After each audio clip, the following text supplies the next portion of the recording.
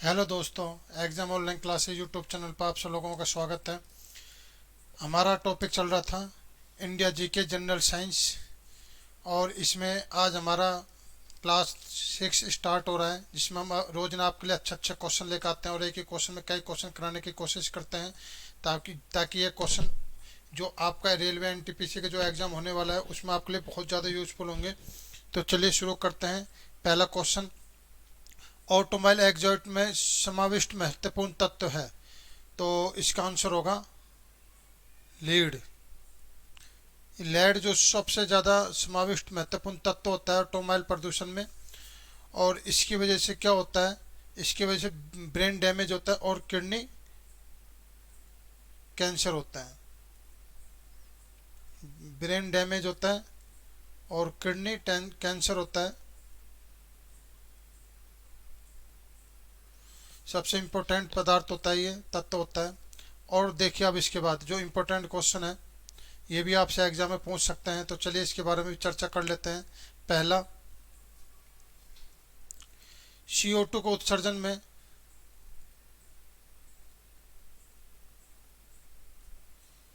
पूरी दुनिया में नंबर 1 कौन सा देश है जो सबसे ज़्यादा CO2 को उत्सर्जन करता है? तो इसका आंसर होगा चाइना, और इससे जस्ट थोड़ा सा पीछे है USA, अमेरिका। ठीक है। और दूसरा, अगर आपसे पूछे कि CO2 के पर कैपिटा एमिशन, प्रति व्यक्ति उत्सर्जन के मामले में अगर पूछे कि कौन सा देश नंबर 1 है, तो इसका आंसर होगा सऊदी अरब। ये सब 2018 का डाटा है और अब तक यही मान्य है। तो ये आपका करंट जीके का क्वेश्चन बनता है। चलिए नेक्स्ट क्वेश्चन, गर्मी सीधे संदर्भित नहीं होती, heat is not directly related to. मतलब इसमें आपसे यह पूछा है कि निम्न में से कौन सा ऑप्शन है जहां से हम सीधा हीट एब्जॉर्ब नहीं कर सकते। तो देखिए यहाँ पे स्पीड ऑफ मॉलिक्यूल, इससे हम कर सकते हैं भाई, जब आप किसी चीज पदार्थ को गर्म करोगे, जैसे लोहे की रोड है, उसको आप एक तरफ से गर्म करोगे तो दूसरा सिरा ऑटोमेटिक गर्म हो जाएगा। इलेक्ट्रोमैटिक वेव से भी, इससे भी गर्म हो जाता है। अगर ये वेव लगातार किसी सरफेस पर लगातार पड़ते रहे तो सरफेस गर्म हो जाती है। थर्मोडायनेमिक प्रॉपर्टी ऑफ मैटर ये भी है। तो आपका आंसर होगा measurement of thermal energy, thermal ऊर्जा का मापन। इससे आप डायरेक्ट हीट नहीं ले सकते, बाकी इन तीनों से आप डायरेक्ट हीट ले सकते हो, थर्मल ऊर्जा का मापन। चलिए next question, Newton Bhabha Bhabha fund कार्यक्रम किन की एक संयुक्त पहल है? तो देखिए यहाँ पे न्यूटन कहाँ के हैं और भाभा, तो ये तो थे अपने इंडिया के, और ये कहाँ के हैं भाई न्यूटन, ये थे अपने ब्रिटेन के। तो सीधी सी बात, आंसर क्या हो जाएगा, इंडिया एंड ब्रिटेन। और जो ये कार्यक्रम है ना, ये किसके लिए है? दोनों देशों के स्टूडेंट हैं जो PhD की स्कॉलरशिप देने के लिए, दोनों देशों के स्टूडेंटों को PhD की स्कॉलरशिप देने के लिए। ठीक है ना। अब इसमें एक इंपॉर्टेंट क्वेश्चन और बता देता हूँ आपको मैं, डॉक्टर होमी जहांगीर भाभा के संदर्भ में।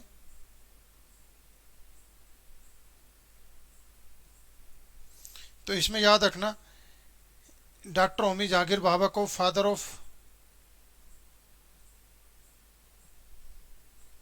न्यूक्लियर प्रोग्राम भी कहा जाता है।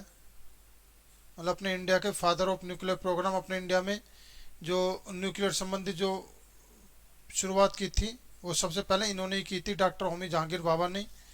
ठीक है ना। 1994 में इंडिया में, 1944 में डॉक्टर होमी जहांगीर भाभा ने 1944 में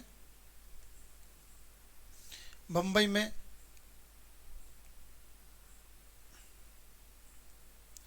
टाटा संस्थान बनाई थी इसी प्रोग्राम से संबंधित।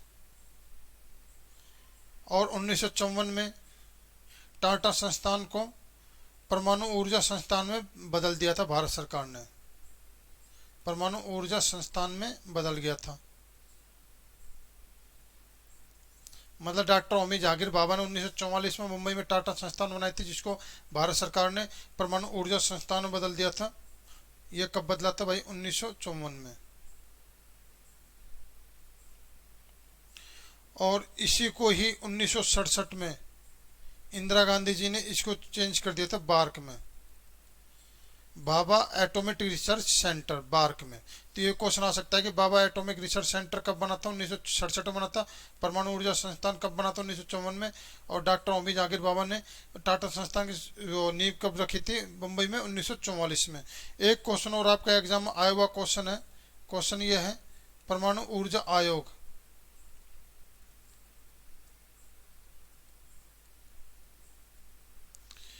परमाणु ऊर्जा आयोग जिसको बोलते हैं एटॉमिक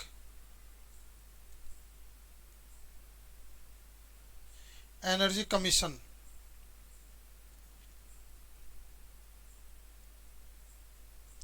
इसकी स्थापना कब हुई थी भारत में। तो इसकी स्थापना हुई थी 1948 में। इंपॉर्टेंट क्वेश्चन है, एग्जाम में पूछा गया क्वेश्चन है। एटॉमिक एनर्जी कमीशन परमाणु ऊर्जा आयोग की स्थापना कब हुई थी, 1948 में। चलिए नेक्स्ट क्वेश्चन, पवित्र शहर मक्का कहाँ है। तो पवित्र शहर मक्का कहाँ है, तो इसका आंसर होगा सऊदी अरब में, सऊदी अरब में। और देखो यहाँ पे सऊदी अरब है जो ये देश कब बना था, ये बना था 1932 में। और क्वेश्चन आपसे पूछ सकते हैं कि सऊदी अरब की राजधानी क्या है भाई, राजधानी, तो इसकी राजधानी है रियाद।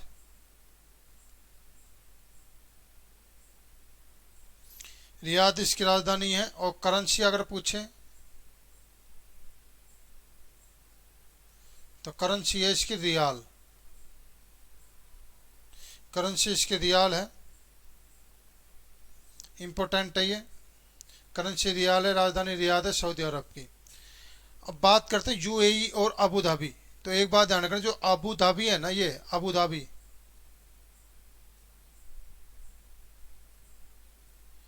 यूएई की राजधानी है, ये यूएई की राजधानी है। तो ये भी क्वेश्चन पूछ सकते हैं कि अबू धाबी किस देश की राजधानी है, यूएई की राजधानी है। और देखिए यहाँ पे, अब जो ये मुस्लिम कंट्री है जैसे यूएई हो गया, कतर हो गया, अबू धाबी हो गया, ईरान हो गया, इराक हो गया, जितनी भी मुस्लिम कंट्री है, इन सब ने 1960 में एक संस्था बनाई थी ओपेक। तो ओपेक 1960 में बनी थी। उस समय इसमें कितने देश थे भाई, 15 देश थे। लेकिन अब वो करंट जीके के क्वेश्चन बनता है कि फिलहाल इसमें कितने देश हैं, 14 देश हैं। तो एक देश है जनवरी 2019 में, जनवरी 2019 में इससे अलग हो गया था। तो वो कौन सा देश था जो जनवरी 2019 में इससे अलग हो गया था, तो उसका नाम है भाई कतर। कतर जनवरी 2019 में इस संस्था से अलग हो गया था। चलिए नेक्स्ट क्वेश्चन, टेबल दानेदार चीनी सामान्यतः किस रूप में जानते हैं। तो इसका आंसर होगा सुक्रोस, ठीक है ना, सुक्रोस के रूप में जानते हैं टेबल दानेदार टेबल ग्रेनुलेटेड शुगर को।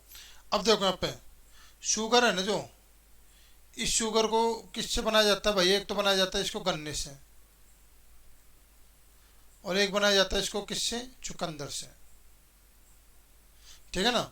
अब देखो यहाँ पे चुकंदर से चीनी बनाने में, चुकंदर से चीनी बनाने में सबसे जो पहला देश है पूरे वर्ल्ड में वो है आपका फ्रांस। फ्रांस नंबर 1 है चुकंदर से चीनी बनाने में, ठीक है ना। और अगर इसमें क्वेश्चन पूछा जाता है कि प्रति व्यक्ति चीनी खपत, प्रति व्यक्ति चीनी खपत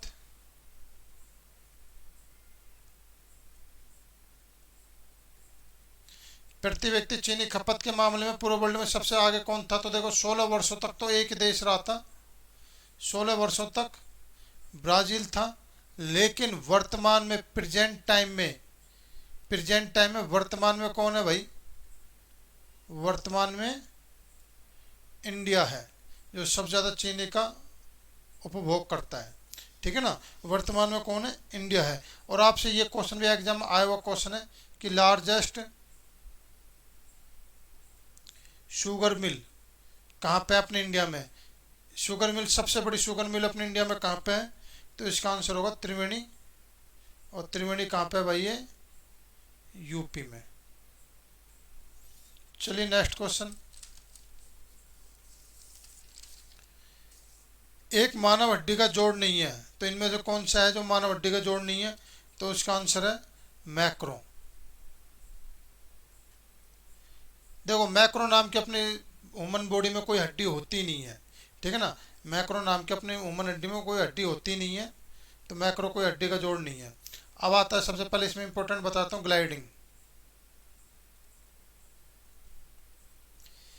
ग्लाइडिंग क्या है, तो देखिए एक ग्लाइडिंग अपनी रिस्ट मतलब कलाई और एंकल्स में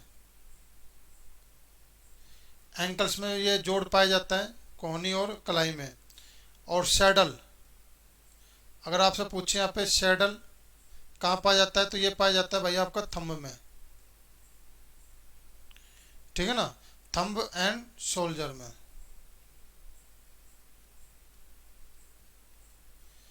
तीसरा पाया जाता है भाई, आपसे पूछ सकते हैं बॉल एंड सॉकेट,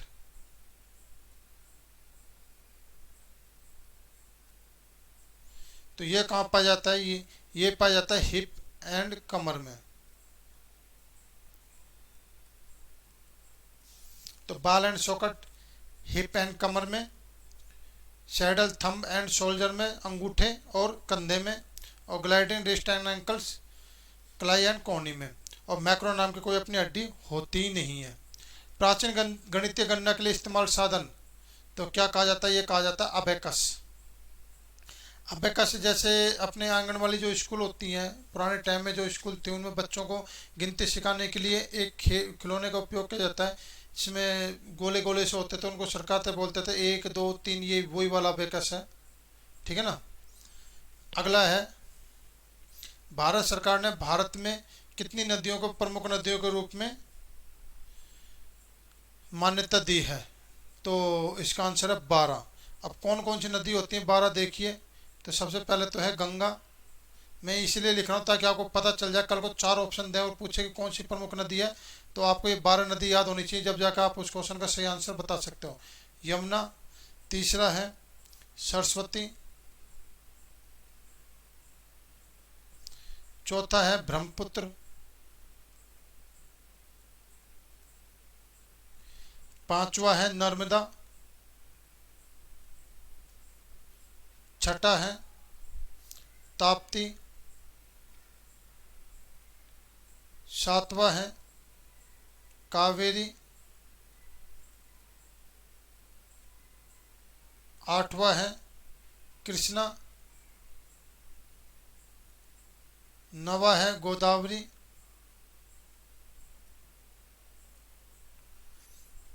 10वां है चिनाब,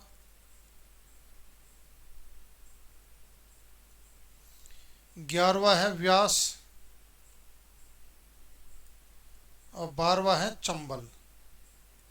देखिए दोस्तों, ये हमारी 12 नदी हैं जिनको भारत सरकार के द्वारा प्रमुख नदियों के रूप में वर्गीकृत किया गया। पहली गंगा, दूसरी यमुना, तीसरी सरस्वती, चौथी ब्रह्मपुत्र, पांचवी नर्मदा, छठी ताप्ती, सातवीं कावेरी, आठवीं कृष्णा, नवीं गोदावरी, 10वीं चिनाब, 11वीं व्यास, 12वीं चंबल। अगला क्वेश्चन है, एमआरआई किसका संक्षिप्त रूप है, तो एमआरआई किसका संक्षिप्त रूप है, तो इसका आंसर होगा magnetic resonance imaging. Magnetic resonance imaging इसका फुल फॉर्म होता है, और ये किस पे काम करता है, तो ये काम करता है रेडियो फ्रीक्वेंसी,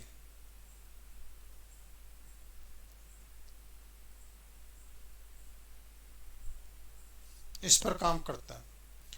अगला question, what is not true about soil health card, कृषि मृदा कार्ड के लिए इसके संदर्भ में कौन सा सही नहीं है, तो देखिए यहाँ पे, तो इसका आंसर होगा ये राज्य सरकार द्वारा प्रायोजित योजना है, ये बिल्कुल गलत है, ठीक है ना। बाकी ये तीनों आपके क्या है, यहाँ पे ये सही है। तो मिट्टी के पोषक तत्वों पर बुनियादी इनपुट प्रदान करता है, किसानों को उत्पादकता में सुधार लाने में मदद करता है, फसल के लिहाज से उर्वरकों की सिफारिश करता है, ठीक है ना। ये केंद्र सरकार की योजना है, ना कि ये राज्य सरकार की योजना है। और भारत में सबसे पहले हेल्थ कार्ड किसने दिया था, तो भारत में सबसे पहले हेल्थ कार्ड किस राज्य ने दिया था, पंजाब ने, ठीक है ना।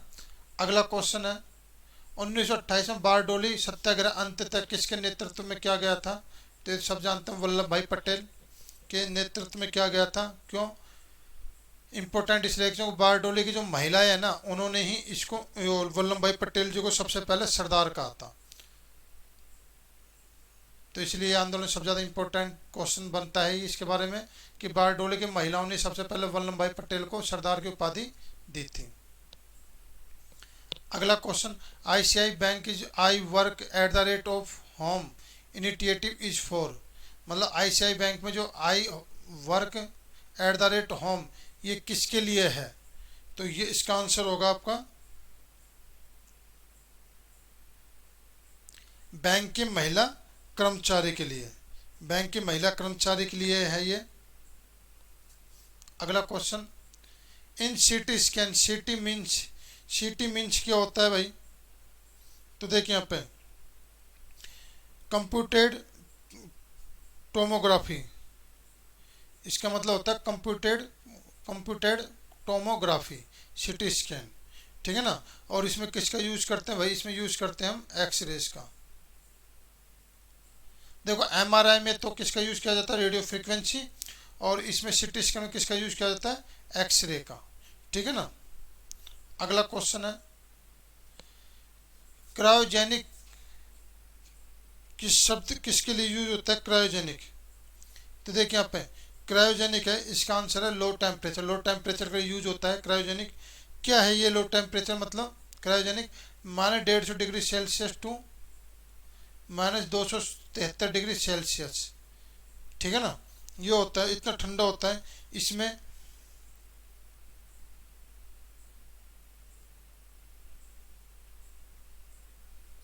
Liquid O2, H2, helium, organ और नाइट्रोजन का यूज होता है। और देखो आप, ये क्वेश्चन आए भी हुआ है एग्जाम में, राजस्थान एलडीसी 2018 में आया हुआ है कि रॉकेट में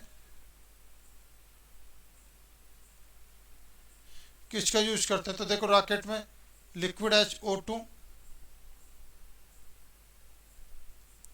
और H2 का यूज करते हैं। रॉकेट में लिक्विड O2 और H2 का यूज करते हैं। और एक क्वेश्चन और आपसे पूछा जा सकता है कि जो स्पेस का टेम्परेचर होता है वो कितना होता है? तो स्पेस का टेम्परेचर कितना होता है भाई? -270 डिग्री सेल्सियस, ठीक है ना। और ये याद रखना, क्रायोजेनिक में liquid O2, H2, helium, argon, nitrogen. अगला क्वेश्चन है,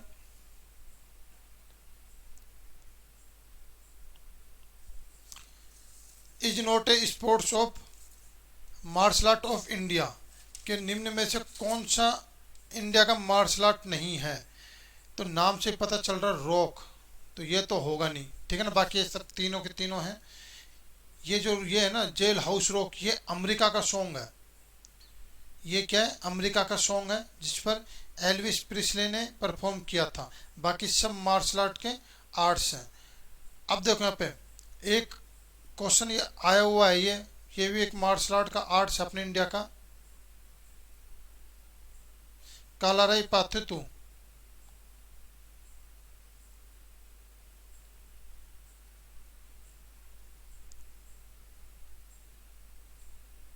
ये कलाराई पार्ट 2, ठीक है ना। तो ये कहाँ का मार्शल आर्ट है? ये केरल का मार्शल आर्ट है। मैं इसलिए बता रहा हूँ क्योंकि क्वेश्चन आया हुआ क्वेश्चन है ये। और एक और है जो भी एग्जाम में पूछा गया है, गटका। तो ये गटका कहाँ का है? ये तो ये गटका है पंजाब का, पंजाब का मार्शल आर्ट है। और एक और है मालखाव, ये कहाँ का है? तो ये मालखाव इसलिए इम्पोर्टेंट बनता है क्योंकि ये क्या मार्शल आर्ट नहीं है, ये एक एथलेटिक गेम है। और ये सबसे ज़्यादा इम्पोर्टेंट क्वेश्चन बनता है इस पे। क्यों बनता है? ये एथलेटिक गेम है। ये याद रखना बहुत ज़्यादा इम्पोर्टेंट है। एथलेटिक गेम है जिसे मध्य प्रदेश की सरकार ने अपना राष्ट्रीय खेल घोषित किया गया है। राष्ट्रीय खेल क्या क्या है, इसको घोषित किया है, इसलिए बहुत ज़्यादा करंट जीके का क्वेश्चन बनता है मालखाव। अगला क्वेश्चन है, भारत के कार्यवाहक प्रधानमंत्री के रूप में 2 बार काम किसने किया है? तो इसका आंसर होगा गुलजारी लाल नंदा। गुलजारी लाल नंदा, ये भारत के प्रधानमंत्री के रूप में 2 बार कार्यवाहक के रूप में काम किया गया है। कब कब किया गया है? एक बार तो जब जवाहरलाल नेहरू जी की मौत हुई थी 1964 में, और दूसरी बार काम किया था इन्होंने जब लाल बहादुर शास्त्री की मौत हो गई थी। 1966 में। तो जब इनको कुछ कुछ समय के लिए भारत के प्रधानमंत्री नियुक्त किया गया था। और इन्हें एक बात ध्यान रखना, इन्हें भारत रत्न में दिया गया है। तो आपसे कौन क्वेश्चन पूछ सकता है कि भारत के निम्न में से कौन से कार्यवाहक प्रधानमंत्री हैं जिनको भारत रत्न दिया गया? तो गुलजारी लाल नंदा। अगला क्वेश्चन है, name name the capital of Pakistan. तो पाकिस्तान की कौन सी राजधानी है? तो इसका आंसर है इस्लामाबाद। एक बात ध्यान रखना, पाकिस्तान में 4 स्टेट हैं। जैसे अपने इंडिया में 28 स्टेट है फिलहाल वर्तमान में अपने इंडिया में कितने स्टेट हैं? 28 स्टेट हैं। ऐसे पाकिस्तान में 4 स्टेट हैं। और भारत के किस केंद्र शासित प्रदेश को पूर्ण राज्य दर्जा देने की बात हुई है? तो नई दिल्ली है जो फिलहाल पूर्ण केंद्र शासित प्रदेश है, जिसको राज्य बनाने की बात चल रही है। अगला question, name the memory of smallest unit from the following. तो सब इनमें से सबसे छोटी यूनिट कौन सी है? तो देखिए यहाँ पे मैं आपको जितनी भी यूनिट है सारे लिख देता हूँ, सब छोटे से बड़े के क्रम में। तो सबसे छोटी आती है बिट, इससे बड़ी आती है बाइट, और इससे बड़ी आती है किलोबाइट,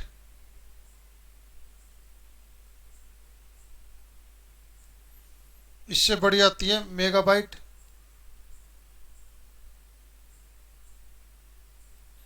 इससे बड़ी आती है गीगाबाइट,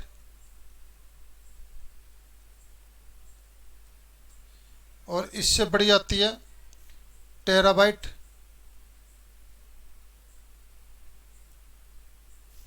इससे बड़ी आती है पेटाबाइट,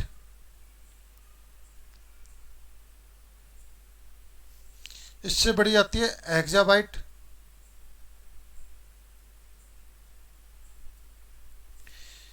इससे बड़ी आती है जेट्टाबाइट,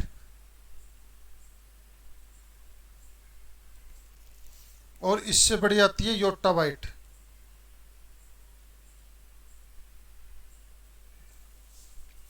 देखिए यहाँ पे सबसे छोटी है बिट, इसके बाद बाइट, इसके बाद किलोबाइट, इसके बाद मेगाबाइट, इसके बाद गीगाबाइट, इसके बाद टेराबाइट, इसके बाद पेटाबाइट, इसके बाद हेक्साबाइट, इसके बाद जेट्टाबाइट, और इसके बाद योट्टाबाइट। तो सबसे छोटी कौन सी लग रही है आपको इसमें? तो सबसे छोटी लग रही है टेराबाइट। देखिए टेराबाइट कहाँ पे भाई? टेराबाइट ये है, और इसके बाद एक्साबाइट ये है, और जेट्टाबाइट ये है, और योट्टाबाइट ये है। तो सबसे छोटी कौन सी आएगी भाई? टेराबाइट। चलिए अगला क्वेश्चन, जैन अवस्था जय अवस्था इज एसोसिएटेड विद, ये एक पवित्र पुस्तक है। तो आपसे क्वेश्चन पूछा गया है कि ये किस धर्म से संबंधित है? तो जैन अवस्था ये पवित्र पुस्तक पारसी धर्म से संबंधित है, और इसको एक नाम और दिया गया है, इसको कहा जाता है जरथुस्त्र। तो कई बार एग्जाम में जरथुस्त्र पुस्तक भी लिखा सकता है। तो ये पारसी धर्म से संबंधित है। और इसमें क्वेश्चन एक बनता है कि ये जो पुस्तक है, इसमें जो वरुण देवता हैं, इनको क्या कहा गया है? तो इसमें वरुण देवता को क्या कहा गया है? अहूर मजदा। अहूर मजदा कहा गया है अब वरुण देवता को। ठीक है ना। अगला क्वेश्चन है, भारत की एक लोक नृत्य शैली नहीं है। तो भारत की लोक नृत्य शैली नहीं है, तो इसका आंसर कुचिपुड़ी। ये भारत की लोक नृत्य शैली नहीं है। ठीक है ना। अब देखो यहाँ पे जो इम्पोर्टेंट लोक नृत्य शैली है वो मैं आपको बताता हूँ। जैसे यूपी, तो यूपी की लोक नृत्य शैली कौन सी है? नौटंकी। सबसे ज़्यादा नौटंकी यूपी में ही होती है। दूसरा है छत्तीसगढ़,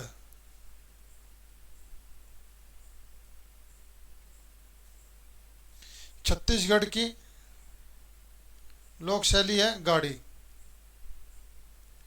तीसरा है असम, असम की लोक शैली है बिहू।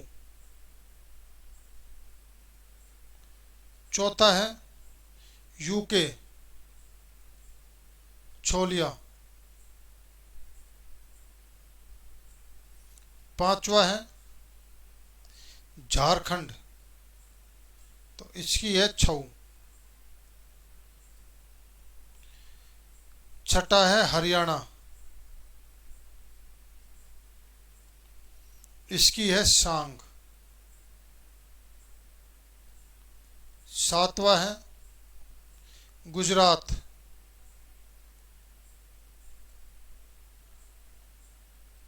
तो इसकी है गरबा और दांडिया, दोनों ही गुजरात की हैं। आठवां है महाराष्ट्र। तो महाराष्ट्र की है लावणी। तो देखिए यहाँ पे कुचिपुड़ी भारत की लोक नृत्य शैली नहीं है। यूपी की है नौटंकी, छत्तीसगढ़ की गाड़ी, असम की बिहू, यूके की, उत्तराखंड की छोलिया, झारखंड की छऊ, हरियाणा की सौंग, गुजरात की गरबा और डांडिया है, महाराष्ट्र की लावनी है। तो ये इंपॉर्टेंट नौटंकी हैं जिसके बारे में मैंने आपको बताया।